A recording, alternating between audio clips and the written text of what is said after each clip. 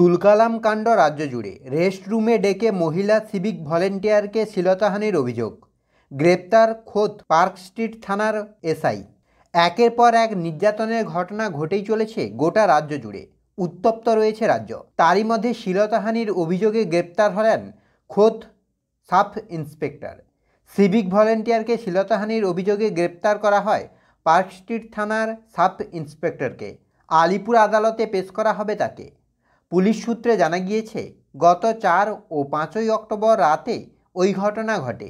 Park street থানার এলাকায় একটি বস্ত্র বিতরণ অনুষ্ঠানে উপস্থিত ছিলেন অভিযুক্ত সেই সাব ইন্সপেক্টর। সেখানে উপস্থিত ছিলেন অভিযোগকারী মহিলা সিভিক ভলেন্টিয়ারও। অভিযোগ, তাকে শ্লীলতাহানি করেন অভিযুক্ত সাব ইন্সপেক্টর পদমর্যাদার এক আধিকারিক। তাকে সাব ইন্সপেক্টরের রেস্টরুমে ডেকে পাঠানো হয় বলে অভিযোগ। পুজো উপলক্ষে নতুন পোশাক দেওয়া হয় মহিলা সিভিক ভলেন্টিয়ারকে। সেই সময় যেভাবে তাকে স্পর্শ করা হয় তা শ্লীলতাহানিতে সামিল বলে অভিযোগ। এই ঘটনায় রাজ্যের নিরাপত্তা নিয়ে ফের প্রশ্ন উঠেছে খোদ থানার অন্তরে যদি এমন ঘটনা ঘটে তাহলে শহরের মহিলাদের নিরাপত্তা কোথায় থাকবে।